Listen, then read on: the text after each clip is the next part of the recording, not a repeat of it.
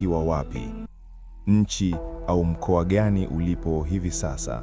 Na hatimaye, siku ya pili mchana, dereva akasimamisha basi kando ya msitu mkubwa.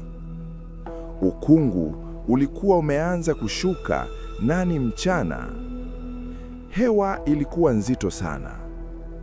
Mwalimu akasema, "Mshuke mkajinyooshe, mkachimbe dawa kidogo."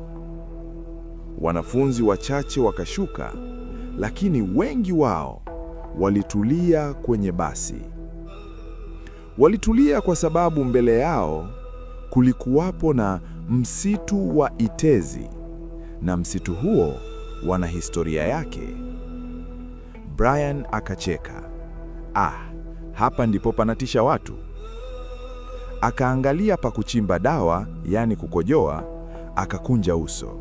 Mimi siwezi kukojoa hapa. Akageuka, akaanza kuelekea msituni. Juma akamfuata haraka. "Brian, unaenda wapi rafiki yangu? Acha, hii sehemu si ya kawaida." Wakati bado wanazungumza, mara ghafla sauti nzito ikavunja ukimya. "Simama hapo!" Wote wakageuka. Mzee mmoja amesimama pembeni ya miti, amevaa joho jeusi la kienyeji. Macho yake sasa Huu si msitu wa kawaida. Hapa si pa watu wa kawaida. Rudini kabla hamjachelewa.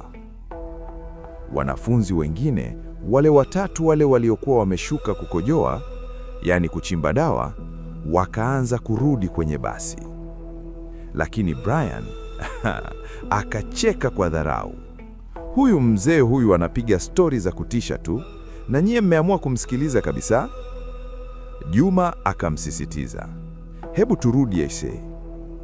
Cha ajabu, Brian akamwangalia, kisha akasema kwa sauti ya chini, "Leo nitawathibitishia, hakuna kitu kama hicho wanachosema. Hiyo ni stori ya wazee wa kale tu." Na hapo ndipo kosa lake kubwa lilipoanzia. Brian aligeuka, akaanza kutembea kuelekea ndani ya msitu. Hatua 1, 2, 3. Nyuma yake, Juma alisisitiza tena, "Brian, usifanye hivyo rafiki yangu.